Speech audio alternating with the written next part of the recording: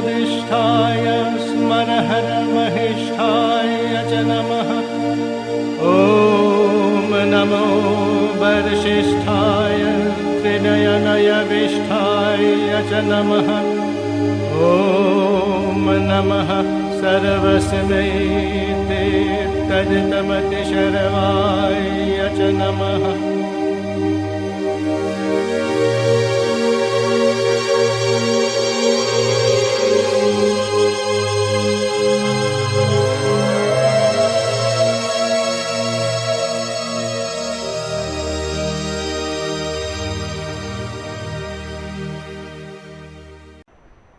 या prayers and meditation नुहे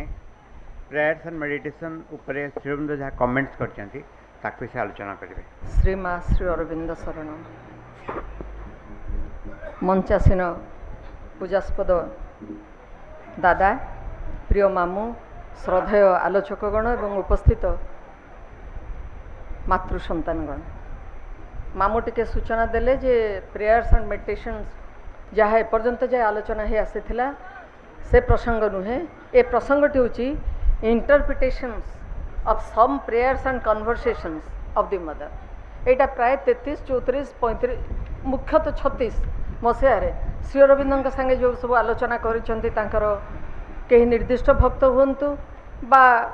एकाधिक हुंतु से प्रसंग रे से माने ध्यान प्रार्थना को बेस करी किछि प्रश्न श्री अरविंद को पचारचंती। बंधुगण गोटे कथा मो मन को आसब कौन आपण मान मन को समस्त मन को आसी जो मैंने सचेतन धर्म दिगरु हो आध्यात्मिकता तो परवर्ती पर्याय आमे जितेबाला शिव को ध्यान करुथबार देखु तांकर से ध्यान गंभीर मूर्ति को देखिकी मनरे कौन प्रश्न आसेनी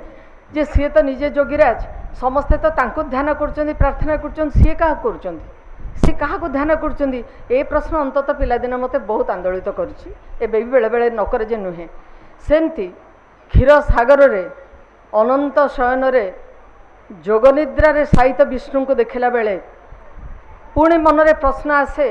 जे जोगता आम तांको सहित युक्त होगापी करुछु से कहा सहित युक्त होगापी जोगनिद्रा रे रहिचंती शिव क्या ध्यान करुचंती विष्णु क्या ध्यान करुचंती ये सब कौन से प्रकृति में क्या ध्यान करुचंती एवं से खणी प्रसंगटी हुए जे वेदरे महाभारत रे रामायण रे आपण जो मैंने पढ़ी थे जानी थे जे भगवान कृष्ण शिव को प्रार्थना करुचंती ध्यान करुचंती तपस्या करुचंती से मनरे प्रश्न आसो ये स्वयं नारायण पृथ्वी को अवतार ग्रहण कर ये कौन बस शिव को ध्यान करुचंती रामचंद्र को देखला बेले से माँ भगवती को प्रार्थना करुचंती युद्ध रे जय हासिल करने अरे ये तो स्वयं भगवान पुरुषोत्तम ये पुणी कौन प्रार्थना करुचंती यही प्रकार आलोचना सहित आम मैंने परिचित किंतु तार उत्तर आम पाखे एत स्पष्ट बा प्रांजल नुहे से ही भाई कौन सी जड़े भक्त श्री अरविंद को पचारचंती जे ध्यान प्रार्थना रे माँ जो प्रार्थना गुड़िक लिखिंट प्रार्थना से माँ दिव्यजननी उद्देश्य तो प्रार्थना नवेदन करछंती या किपरि माँ जदि स्वयं दिव्यजननी से कौ दिव्यजननी कथा कहते बंधुगण आमर भारतीय चिंता एवं चेतना रे आमर दर्शन एते व्यापक एते प्रसार एवं एते उन्नत जे आमे ताठारु निज से आमर मानसिक जोटा को माइंड सेट कह जाए सेमती गढ़ी हो जमती आपणकर अद्वैतवाद द्वैतवाद विशिष्ट द्वैतवाद ये तीनटा फिलोसफी मुख्यतः भारत वर्ष प्रचलित गोटे अद्वैत जो थे एकमात्र ब्रह्म सत्य जगत मिथ्या ब्रह्म सहित आइडेंटिफाइड होचंती किंतु जगत सहित नुहे किंतु द्वैतरे भगवान एवं प्रकृति उभयंकर स्थिति को स्वीकार करा जाउछि। विशिष्ट द्वैतवाद रे जीव भिन्न परम भिन्न तेणु जीव भाव में परम को उपासना करा जाए ये आमर भारतीय दर्शन रे वर्णना रही ताले यही जो प्रसंगटी माँ को श्री अरविंद को पचारचंती जे माँ प्रकृति में कौ दिव्यजननी कथा कहते से श्री अरविंद उत्तर स्वरूप से कहते जे अधिकांश प्रार्थना माँ जो बहीटी एगुड़िक जागतिक चेतना सह एकात्म बोधर सृष्टि होती माँ मानुषी तनुरे रूप ग्रहण कर दिव्य जननी मानुषी तनुरे पृथ्वी रे रूप ग्रहण करवा होचंती माँ एवं से अदृश्य अगम्य जो दिव्य शक्ति दिव्य जननी सी एक हेले भी ମାନୁଷୀ ତନୁରେ ଯେମିତି ଆମେ ଦେଖି ଆସିଛେ ଭଗବାନ କୃଷ୍ଣଙ୍କର ପ୍ରାର୍ଥନା ଭଗବାନ ରାମଙ୍କର ପ୍ରାର୍ଥନା ସେମିତି ମା ନିଜର ସେଇ ଯେଉଁ ରୂପାନ୍ତରକାରିଣୀ ଶକ୍ତି ପ୍ରଦାନ କରୁଥିବା ଦିବ୍ୟ ଜନନୀଙ୍କ ସହିତ ଏକାତ୍ମ ହେଉଛନ୍ତି ବା ଏଇ ମାନୁଷୀ ତନୁରେ ପୃଥିବୀର ଚେତନା ସହିତ ଏକାତ୍ମ ହୋଇ ସେ ତାଙ୍କୁ ହିଁ ପ୍ରାର୍ଥନା କରୁଛନ୍ତି ଶ୍ରୀ ଅରବିନ୍ଦ ସ୍ପଷ୍ଟ ବୁଝାଇଦେଲେ। କିନ୍ତୁ ମା ଏବଂ ସେଇ ଦିବ୍ୟ ଜନନୀ ଏକ ଏବଂ ଉଭୟ ସେଇ ପୁରୁଷୋତ୍ତମ ବା ସେଇ ପରମ ବ୍ରହ୍ମଙ୍କ ନିକଟରେ ନିବେଦିତ। ତେଣୁ ଯେଉଁ ଅଂଶ ଆମର ଦେହକୁ ଆଶ୍ରୟ କରି ରହେ ଯେଉଁ ଅବତାର ମାନେ ଯେତେବେଳେ ଆସନ୍ତି ସେମାନେ ସ୍ୱୟଂ ଦେବତା ଭାବରେ ଏମିତି ଆସିକି ଗୋଟେ ଝଲକଟେ ଦେଖାଇ ଦେଇ ପଳାଇ ଯାଆନ୍ତିନି। ସେମାନେ ଅବତାର ହେଇ ଆସନ୍ତି ପୃଥିବୀରେ ଅବସ୍ଥାନ କରନ୍ତି ମଣିଷର ସୁଖ ଦୁଃଖ ତାର ଯନ୍ତ୍ରଣା ତାର ଆନନ୍ଦ ସହିତ ଜଡ଼ିଭୂତ ହେଇଯାଆନ୍ତି ତାର ଜୀବନର ଯେଉଁ ଆସ୍ପିରେସନ୍ ତାର ଆସ୍ପୁରା ସହିତ ତାର ଆକାଂକ୍ଷା ସହିତ ସବୁକିଛି ସହିତ ଅବତାର ଯେଉଁ ମିଳିତ ହେଇଯାଆନ୍ତି କାରଣ ତାକୁ ପରିବର୍ତ୍ତନ କରିବାକୁ ହେଲେ ତାକୁ ବୁଝିବାକୁ ଅଛି କାଦୁଅଟିକୁ ଜାଣିବାକୁ ହେଲେ କାଦୁଅରେ ପାଦଟି ଥାପିବାକୁ ଅଛି। ମୁଁ ପୁରାପୁରି ନିରାପଦ ଭାବରେ ମୋ ପାଦରେ ଜଳ ଲାଗିବନି କାଦୁଅ ଲାଗିବ ନାହିଁ କିଛି ଲାଗିବନି ମୁଁ ଗୋଡ଼କୁ ଟେକି ବସିବି ମୋର କୌଣସି ଅଭିଜ୍ଞତା ହେବ ନାହିଁ। ତେଣୁ ଅବତାର ମାନେ ଯେତେବେଳେ ଆସିଛନ୍ତି ମା ସେମିତି ଦିବ୍ୟ ଜନନୀଙ୍କର ମାନସୀ ତନୁ ଗ୍ରହଣ କରି ଆସିଥିବାରୁ ସେ ଦିବ୍ୟ ଜନନୀଙ୍କ ସହିତ ଯେଉଁ ଏକାତ୍ମ ଏବଂ ପୃଥିବୀ ସହିତ ଏକାତ୍ମ ପୃଥିବୀର ଆସ୍ପିରେସନ୍ ସତେ ଯେମିତି ମାଆଙ୍କୁ ମାଧ୍ୟମ କରି ଦିବ୍ୟ ଜନନୀଙ୍କ ଉଦ୍ଦେଶ୍ୟରେ ଯାଉଛି ଏଇଟା ଏତିକି କହିଲେ ଆମେ ନିଶ୍ଚିତ ଭାବରେ ବୁଝିପାରିବା। କିନ୍ତୁ ଆମର ଯେଉଁ ସବୁ ଆଧୁନିକ ଏ ଯେଉଁ ଶ୍ରୀ ଅରବିନ୍ଦ ବି କହୁଛନ୍ତି ଯେ ଏଇ ଯେଉଁ ପୃଥିବୀ ସେ ଗୋଟେ ସୂକ୍ଷ୍ମ ପୃଥିବୀ ଅଛି ପୃଥିବୀ ସହିତ ତାର ସଂଯୋଗର କଥା କୁହାଯାଇଛି କିନ୍ତୁ ଆମର ସାଧାରଣତଃ ଆଧୁନିକ ଯୁଗରେ ଆମେ ଭଗବାନଙ୍କ ସହିତ ଗୋଟେ ଜାଗତିକ ଜୀବନର ମିଳନର କଥା ଭାବିପାରିନୁ ଯେଉଁ identification of our earthly life with the divine ସେଇଟାକୁ ସାଧାରଣତଃ ଆମର ସବୁ ଯୋଗଶାସ୍ତ୍ର ମାନଙ୍କରେ ଆମେ ଏତେ ସହଜରେ ଗ୍ରହଣ କରିପାରିନୁ। ସେଠୁ ସେ କହୁଛନ୍ତି ଆଚ୍ଛା ମା 1914ରେ ଯେତେବେଳେ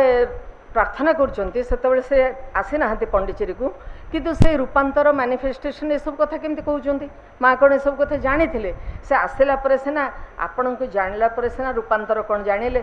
ଡିଭାଇନ୍ ମ୍ୟାନିଫେଷ୍ଟେସନ୍ କଥା ଜାଣିଲେ ମା କେମିତି ସେସବୁ କଥା ଲେଖିଛନ୍ତି ତାର ଉତ୍ତରେ ଶ୍ରୀ ଅରବିନ୍ଦ କହୁଛନ୍ତି ଯେ ମାଙ୍କର ଶୈଶବ କାଳରୁ ହିଁ ଆଧ୍ୟାତ୍ମିକ ଚେତନାର ବିକାଶ ତାଙ୍କ ଭିତରେ ଘଟିଥିଲା। ଯେଉଁମାନେ ମାଙ୍କର ଜୀବନୀ ପଢ଼ିଛନ୍ତି ଆପଣମାନେ ଜାଣିଥିବେ 3 ବର୍ଷ ବୟସରୁ ମଧ୍ୟ ବିରାଟ ବିରାଟ ବୃକ୍ଷ ତଳେ ଏଡ଼ିକିଟିଏ ଶିଶୁ ଧ୍ୟାନସ୍ଥ ହୋଇ ଘଣ୍ଟା ଘଣ୍ଟା ଧରି ବସୁଥିଲେ ମୁହଁ ସଦା ସର୍ବଦା ଏକ ଉଦାସ ଗାମ୍ଭୀର୍ଯ୍ୟରେ ପରିପୂର୍ଣ୍ଣ। ତାଙ୍କ ମା କୁହନ୍ତି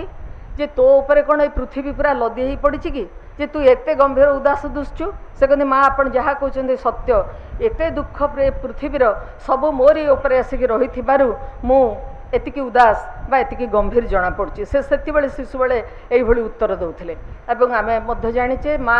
12 ବର୍ଷ ବୟସରେ ଊର୍ଦ୍ଧ୍ୱକୁ ଉଠି ଯାଉଥିବାର ଯେଉଁ ଅନୁଭବ ପାଆନ୍ତି ସ୍ୱପ୍ନରେ ଏବଂ ତାଙ୍କର ପିନ୍ଧିଥିବା ଗାଉନଟି ବିସ୍ତାରିତ ହୋଇଯାଏ ସମଗ୍ର ପୃଥିବୀ ଉପରେ କେତେ ଜିଜ୍ଞାସୁ ଆର୍ତ୍ତିମାନେ ଦୌଡ଼ି ଆସନ୍ତି ବିଭିନ୍ନ ଦିଗରୁ ସେଇ ପ୍ରସାରିତ ଗାଉନ ତଳେ ଆଶ୍ରୟ ନେବା ପାଇଁ। এই অনুভূতি সকল যাহাঙ্কর থিলা যে স্বপ্নরে সদাসর্বদা যে মূর্তিকে দর্শন করে কৃষ্ণ বলে মনে করুলে সে মাঙ্কর চেতনা সেটি সে যোটি থাকতু না কাহিঁকি ম্যানিফেস্টেশন এবং রূপান্তর কথা যে সে জানি নথিলে সে কথা নুহে যেটা শ্রী অরবিন্দ স্পষ্ট করছেন যে মাঙ্কর আধ্যাত্মিক জ্ঞান বাল্যকালর হি লা। তাপরে সে আউ গোটে জায়গায় কহিলে যে ব্যক্তিগত সিদ্ধি গোটে জাগতিক সিদ্ধি যেটা আমি বহুবার আলোচনা করেছে যে ব্যক্তিগত উৎকর্ষটা এত বড় কথা নুহে কারণ ব্যক্তিগত সিদ্ধি লাভ করে এ সংসারକୁ ত্যাগ করে ভগবানଙ୍କ সহিত মিলিত হবার দৃষ্টান্ত ভারতবর্ষের অসংখ্য বহু যোগী ঋষি সন্ন্যাসী মানে এ সংসারକୁ ত্যাগ করেছেন কেবল ঈশ্বরଙ୍କ সহিত সাযুজ্য সালোক্য সামীপ্য বা সারূপ্য মুক্তি এই চতুর্বিধ মুক্তি ভিতর দিয়ে তাঙ্ক সহিত মিলিত হবা এবং এই পৃথিবীକୁ ন ফেরিবা। सेमती बुद्धंकर निर्माण मध्य सेया संपूर्ण भाव में निश्चिन्न हो निजर समग्र सत्ता को धरी आउ ए पृथ्वी को प्रत्यावर्तन कथा ना तो सी कहते जे एठी प्रकृत में गोटे जागतिक स्तर में गोटे व्यक्तिगत सिद्धि साधना ये गोटे बहुत बड़ कथा नुहे बड़ कथा हूँ जे ईश्वरंकर माध्यम हवा तांकर उद्देश्य सिद्धि पाई निजको माध्यम जोटा कहते भगवान कृष्ण जितेबाला अर्जुन को पचार कहते मुझे युद्ध करी ना से कौन किभଳି भाव में जहाँ अर्जुन सेना एक कहले बोले आम भगवत गीताटी पाइले जदि से तत्क्षणात गांडीवर टंकार दे धनु धरिकी युद्ध क्षेत्र को डेई पड़ी था भगवत गीता आम पाई था कौटू तेणु यही जो शंकाकूल मनीषर हृदय भितर अर्जुन प्रतिनिधित्व करुले समग्र मानव जातिर से मनीषर प्रतिनिधित्व करुवा व्यक्ति सत्ता भितर से आसिला ये प्रश्न जे प्रभु यही राज्य यही घर यही सिंहासन एगुड़ा कौन एत मूल्यवान निजर प्रियजन मान हत्या करने पाखे भगवान तांको जहाँ बुझे धर्म कौन न्याय कौन राजयोग कौन भक्ति योग कौन तेणु से धारा अर्जुन माध्यम देई आमे जो ज्ञानटी लाभ कले से ज्ञान बर्तमान परम ज्ञान रूप में भगवत गीता रूप में समस्त निकट में पहुँची किए केत बाटे ताकू ग्रहण कर पारुछि श्री अरविंद सावित्री तो भी आपन देखिले से जो अशोपति साधना करी से डिवाइन मदन सहित साक्षात हो सारे दिव्यजननी को साक्षात कर सारे एवं से परम आनंदर उपलब्धि घटी सारे किंतु से जितेबाला सेठी भावुंट किसी करने से माँ को ना तुमको फेरिया पड़ो पृथ्वी को फेर कारण तू बहुत निजर व्यक्तिगत साधना बल आज ये स्तर में पहुँची जाइचु मोर दर्शन पाइलु बर्तमान मोर आश्योरेंस ने मोर आश्वस्ति ने मोर प्रतिश्रुति ने जे यही पृथ्वी रे जो माने रही जाइचंती जो मानक दुख कष्ट क्लेश भितर से माने बाहरी पारुनांती तांकर सत्ता जो अवस्था थिला से अवस्था से माने विवर्तित ही पारुनांती तते पृथ्वी की फेरिबा को पड़िबो एवं सेठी तते साधना करिया पड़िबो तू होची मोर माध्यम तेणु भगवानकर माध्यम हवा सचेतन भाव में अचेतन भाव में तो से आमको निश्चय माध्यम करथिबे किंतु आमे जानूना अनेक समय आम दे कौन कार्य से करुवे किंतु से विषय आमर ज्ञान ना किंतु सचेतन माध्यम हवाटा ही होची सबुठारु बड़ कथा व्यक्तिगत सिद्धि बा व्यक्तिगत साधना अपेक्षा किंतु बंधुगण एक भावतु ना जे एक मुझे कहली बोले आप व्यक्तिगत साधना को प्राधान्य देवेनि आपण व्यक्तिगत साधना जदि न करती निजर प्राण मन चित्त शुद्धि जदि न घटे आपण क्या भी प्रभावित करें आपण द्वारा कई उत्साहित हेबे नाही तेणु व्यक्ति साधना एवं समष्टिर साधना उभय पे गोटे धारे आमर योग पूर्णांग योग निर्धारित होपर से कहते गोटे आउ गोटे भल कथाटे कहला आम जो माँ को चिट्ठी लिखु चिट्ठी लिखि दो आम सुविधा असुविधा कथा चिट्ठी लिखि पोस्ट ऑफिस रे डाक बक्सरे पकईदेले आम निश्चिंत जे चिट्ठी जाई मोर माँ पाखे पहुँचीगला माँ फिजिकाली नहांती किंतु तथापि गोटे चिट्ठी लिखिदे कि डाक बक्सरे पकईदेला मात्रे गोटे बड़ आश्वस्ति जे मो चिट्ठी जाई माँ पाखे पहुँचीगला कई कई कहती जे कौन माँ ये नहांती कि चिट्ठी लिखि जनवा कौन दरकार से भाया बोध कई भावी से प्रश्न से पचारुची जे प्रार्थना कौन शक्तिशाली हुए ना जदि ताहा भर्बाल न हुए बा ताको बड़ उच्चारण करी प्रार्थना न करा जाए बा ताको लिखि न दिया जाए ताहले कौन से प्रार्थना शक्तिशाली हुए नी बोली पचारुचन जितेबाला श्री अरविंद कहते यहीटा गोटे साधारण नियम भाव में कह जाएनि जे केतेबेले भर्बाल प्रार्थना शक्तिशाली हुए तो केतेबेले अति बेसी भर्बाल हो गले ताहा सेथुरु तुमको निवृत्त कर दिए आपण जणाण भजन कीर्तन करुवा कीर्तनिया दल को देखिथिबे गोटे समय पर्यंत ताहा सुखदायी कान को शुणा जाए ठीक जिते उदंड आरंभ हुए किए केते तलु उपर को खेपा मारी उठी पार से भक्त बोली निजक प्रतिपादित करने चेष्टा कला पड़े आपण निश्चय असहाय अनुभव करेंगे जे फिजिकल फिटनेस नथिले एठी भगवान को प्रार्थना करवा तो सहज नुहे से एडे जोर खेपा मारला बेलू मो पाद तो उठुनी आंठू धरला गला तेणु सबुबले गोटे साधारण नियम आम समस्त नहीं आपण अनुभव कर मो माँ को जहाँ कहूँ माँ तो ठीक शुणुंट मुझे कम्युनिकेट करदेली आ मोर कहीं दरकार नहीं जदि आप भावुं ना मुझे गोटे लिखी माँ का पाख गोटे चिट्ठीटे लिखी चिट्ठी लिखिले कौन हुए ना आम कौन करूँ कनसेंट्रेट करूँ से समय पूरा पूरी मन हुए मो माँ का पाख चिट्ठी लिखुची मैंने चारिआड़ नीरव करी कागज कलम धरी बसिकी माँ का कथा भावी भावी चिट्ठीटे लिखे एडिटे चिट्ठी हो पछे से मध्य शक्तिशाली हुए तेणु साधारण भाव में ये नियम समस्त लागू हुए आवश्यक स्थल में केतबेले यह शक्तिप्रद एवं केतबेले मध्य ताहा अत्यधिक भर्बाल हेले से शक्ति मध्य निरत बा विरत हो जाए आ गोटे जगार माँ प्रार्थना से कहते से 12/12/1914 थिला जे माँ का प्रार्थना थिला आमको जानवा हो जे प्रति मुहूर्त सबू किछि किपरि हराइबा हुए सबकि किपरि पाइबा हुए ये कथा माँ गोटे कहते प्रार्थना तेणु अतीत को गोटे मृत बेली छाड़ी नदबा पर्यंत आमर देदीप्यमान चेतना गोटे नूतन देदीप्यमान चेतना आसे ना सेठू से जे पचारुचंदी श्री अरविंद को से कहते यहाँ तो ईश्वर निषेधर अच्छी ना आमर ईशोपनिषद जो प्रसिद्ध श्लोकटी हूँ ईशावास्यमिदं सर्वं यत्किंच जगतां जगत तेन त्यक्तन भुंजिता माँ गृध्र कश्चिद्धनम। से तो प्रथम ईशोपनिषदकार आमको सूचई देले जे ये समग्र विश्व ब्रह्मांड हूँ भगवान सृष्टि। तेणु आम जे अवस्थान करें कृतज्ञता अनुभव करने कथा। एणु त्यागरे ही भोग प्रकृत त्यागरे ही मनीष आनंद पाए एवं कहारी धन प्रति केबे लोभ कर ना। कहले यही कथाटी जो ईशोपनिषद कहुई माँ तो सही कथा कहते ना जे सेठू श्री अरविंद कहते हाँ से गोटे सत्य किसी भूल कथा नहीं। आम छाड़ा कौन पाइबा कौन यही जो कन्फ्यूजन भितर आम स्पष्ट भाव में बुझीपारना। तेन त्यक्तन भुंजिता त्याग तो करी भोग कली कौन। किंतु बंधुगण साधारण अर्थ में केवल ये कहबी कारण मु भी ए विषय मोर भी एते ज्ञान नाई। प्रकृत में आपण गोटे जिनस को जाबुड़ी धरी अपेक्षा जदि आप खुशी क्या से जिनसटी आप प्रिय जिनसटी दे दिंती ताले आपण खुशी अनुभव करती कि नहीं। मु साधारण स्तर में कहूँ जे सी मागुची ताको भल लगुच जिनसटा मुझे देदेली ये गोटे प्रकार जो प्रसन्नता संतोष भी आमको दिए ये साधारण स्तर में। तेणु दबा एवं पाइबा ये दुईटा गोटे समस्तर में संगठित होता है। तेणु त्यागरे भोग केवल भोगरे भोग नुहे जितेबाला भोगरे भोग हो जाए मनुष्यर प्रकृति रे एक आसुरिक प्रवृत्ति सृष्टि हुए जे जहाँ सचराचर विश्व देखुची सबू मोर भोग्य आउ कहार एथर अधिकार नहीं। तेणु से अधिकार बोध को परित्याग करने ईशोपनिषद जहाँ कहुला माँ प्रार्थना से आई कहते श्री अरविंद कहते। तेणु आउ गोटे जगह कहते माँ जो कार्य जिते आनंद थिले भी से ओहरी जारे ताहा अधिक आनंद को उन्नीत हो जाए। यार अर्थ है कौन समस्त कार्य ओहरी जा प्रश्न मत भारी भल लगे जो मैंने सब प्रश्न पचारि था बेले बेले लगे जे केड़े निर्बोध प्रश्न सब पचार निजक ज्ञानी मन करी किंतु पर पर भावे मुझे से था मु तो यही प्रश्न सब पचारि था ना ये तो निर्बोधता नुहे ये हूँ जिज्ञासा। गुरुकर स्थितावस्था जो भक्त माने जो अनुगामी माने तांको निकट उपस्थित थांती से माने तांको विभिन्न प्रश्न पचारती। प्रश्न पचार सुजोग से पाखे थाए किंतु आमे भाग्यवान आमर सबुगुड़िक डॉक्यूमेंटेड जमती बौद्ध धर्म रे तांकर जेते अभिधम पिटक धम्म पिटक प्रभृति ग्रंथ रे बुद्धंक सहित सब कथोपकथन लिपिबद्ध आमर प्राय समस्त किछि लिपिबद्ध हेई रही श्री अरविंद सांगे। सेठू से कहते तमरी भली तमें जमी गोटे अमननीय माइंड बा गोटे रिजिड माइंड को धरीच तमें कौन भावुच कि माँ से भली गोटे रिजिड माइंड को धरिक सब कथा कहते जे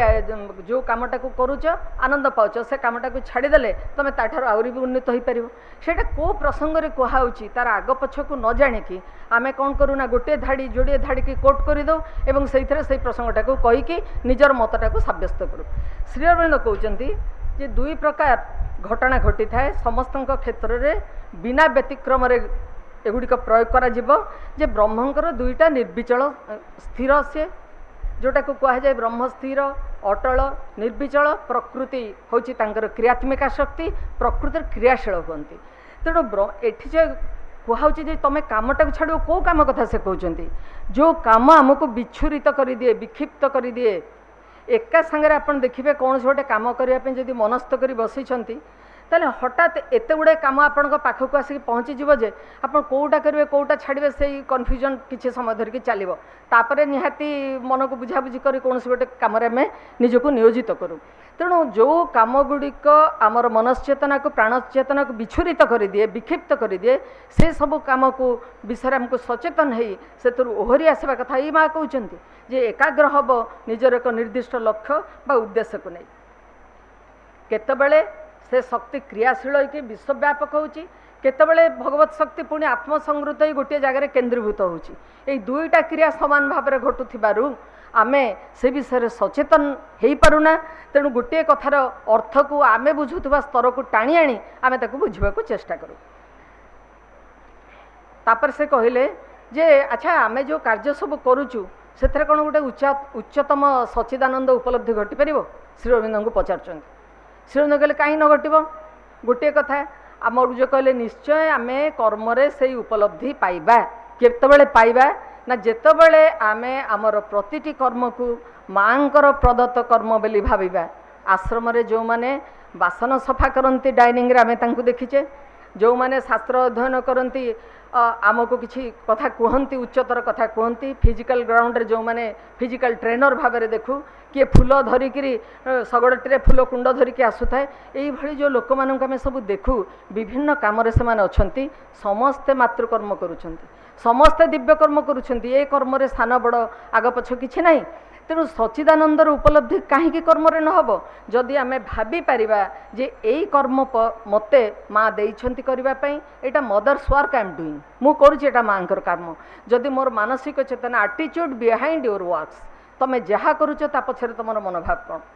तेणु ता जदि हो पार ताले भगवत कर्म निश्चय हो पार कारण महाभारत तो दृष्टांत देखीचे चमड़ा को काटिकी जोता सिलाई करुवा मोची पाखे जाकि भगवान कृष्ण युधिष्ठिर पहुँचिकी हाथ जोड़ी नवेदन कर आसतु आपण भोजन न कला जाके राजस्व यज्ञ यथार्थ नुहे तेणु एठी आपणकर प्रश्न हे कि से तो ब्राह्मण नुहे से तो ऋषि तो नुहे से तो वेद पाठ करूना गोटे चमड़ा धरिकी सिलाई करुवा लोक पाखक भगवान जाउछंती तार अर्थ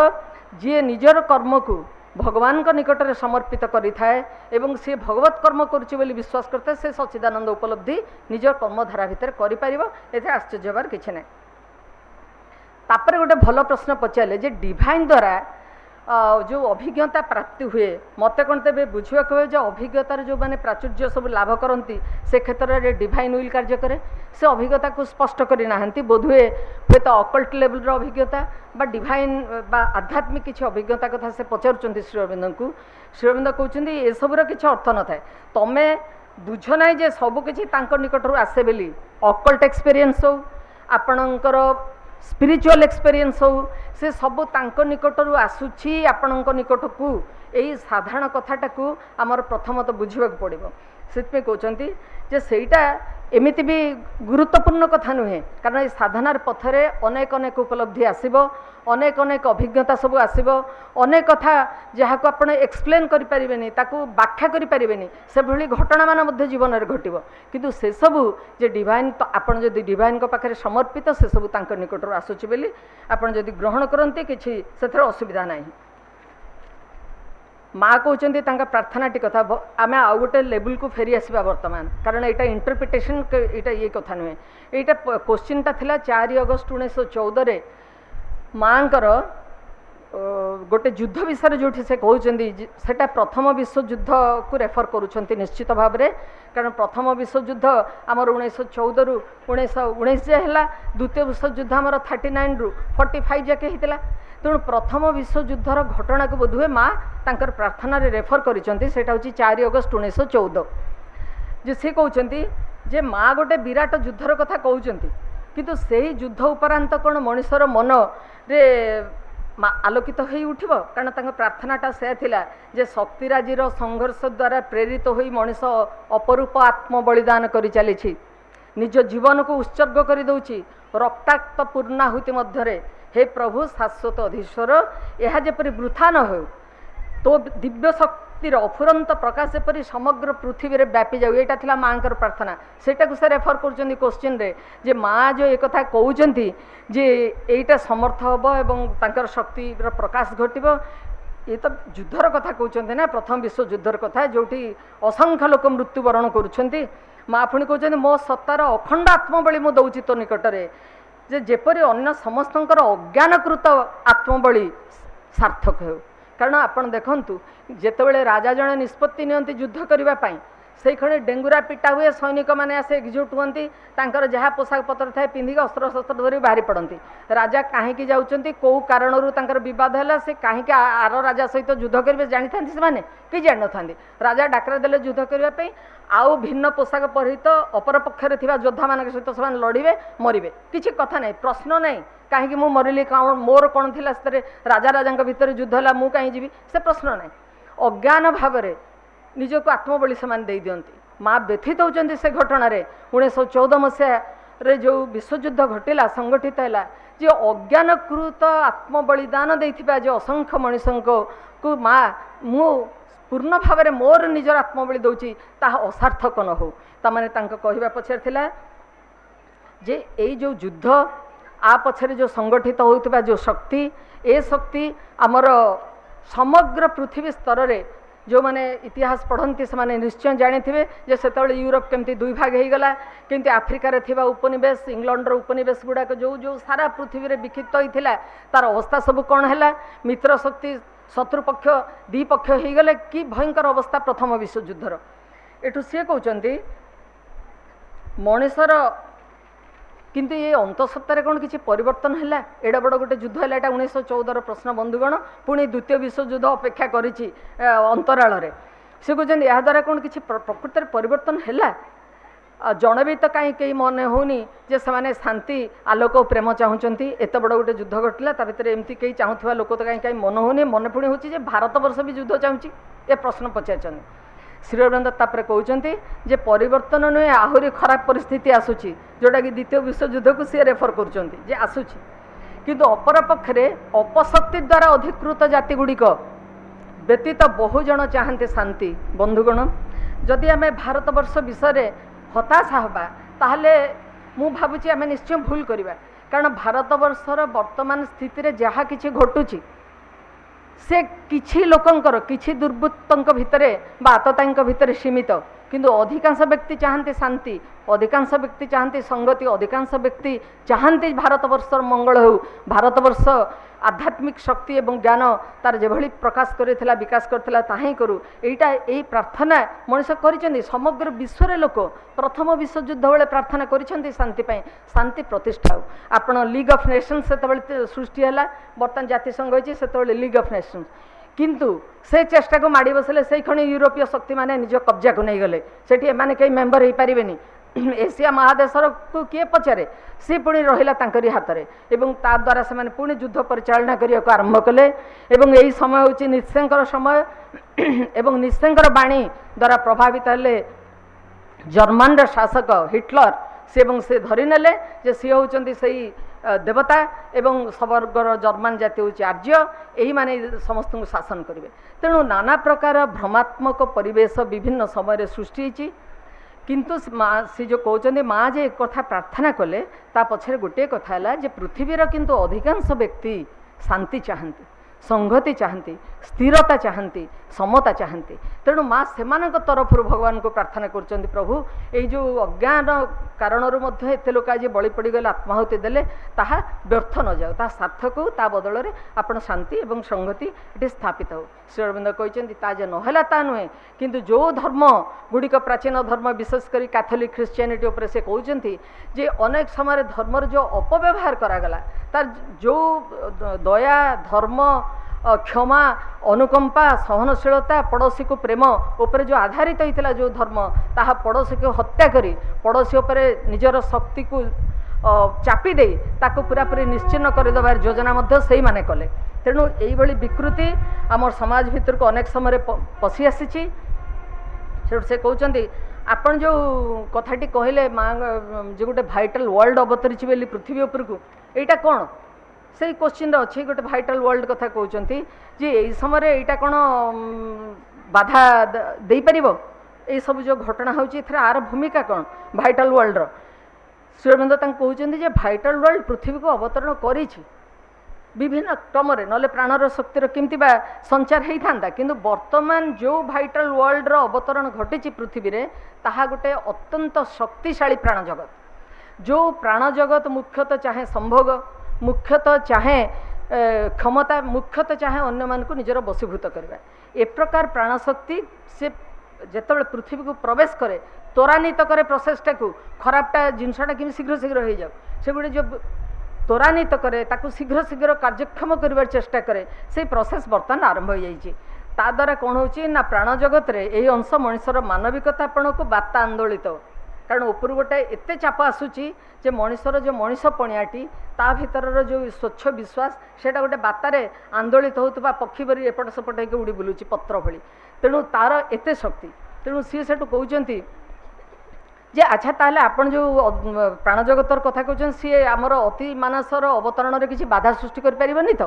प्रश्न श्री अरविंद कहते ना ताहा सृष्टि करें किंतु अधिमानस पर्यंत प्राण जगत क्रियाशील होई ता उपरे निजर पक्ष विस्तार करी किछि विच्छिन्नता विक्षिप्तता ता भितर सृष्टि करि पारे किंतु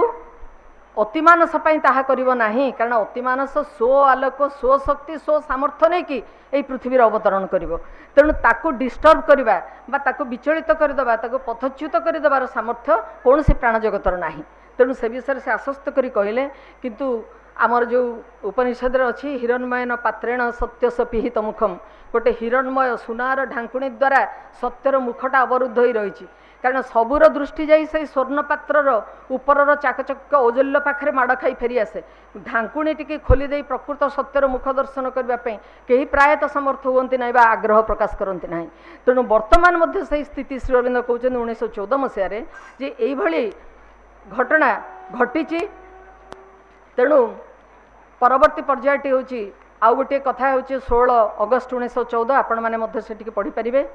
से प्रसंगटी हूँ मनीष शरीर में जन्मग्रहण करथिबा असुरंक कथा से कहुई। माँ कहते जितेबाला हे भगवान तमें पृथ्वीकाश क्रिया करने से भयंकर असुर मैंने आसती आपणकर सेवक हाँपाई। ये गोटे कि गोटे कथा एवं असुरर तो जहाँ भूमिका से ताही कर। तेणु प्रश्न पचारुंट जे से असुर माने किए। श्री अरविंद कहते जे साधारणतः ये आसुरिक शक्ति माने गोटे व्यक्ति को पोजेस करती, ताको अधिकार करती, ता माध्यम कार्य करती, निजे निजे साधारणतः आसती ना, किंतु बेले बेले से माने निजे निजे आसिकी भगवान सेवक हवा चेष्टा करती, किंतु से सेवक हवा प्रचेष्टा से बहुत क्षति करती। बंधुगण आपण मैंने गोटे दृष्टांत जहाँ कहीदेले आप सहजरे बुझीजे जे रावण शिवंकर परम भक्त जितेबाला से देखुं जे कैलासर गिरी रे आकाश छात तले आकाशर छात तले पूरा परिवार धरी तांकर प्रभु रही केते कष्ट ठंडा पवन वर्षा झड़ ना गोटे विराट हर्म्य निर्माण कर दि जाऊ।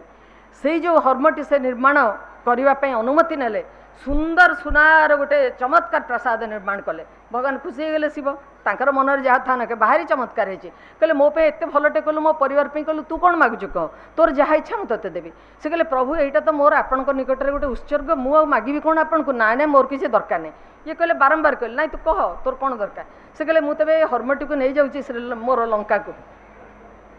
बुझीपारतु जो से नहीं मुझू यही जो प्रसंगटी आमे लक्ष्य करुचे, कारण ये तो एक दीर्घ प्रसंग मामू मते देइथिले यथासंभव चेष्टा करछि कहवाई। तेबे आमर 1914 और 1940 समय जो युद्ध से युद्धर परिप्रेक्षी में अनेक गुड़े प्रश्न ये माँ प्रार्थना ध्यान प्रार्थना को केन्द्र कर पचारि भक्त मानू श्री अरविंद यथोचित उत्तर देइछन्ति। मु आशा करछि आपण माने निजे पढ़िले अनेक कथा से प्रसंग में जानी पारिबे। वंदे मातरम।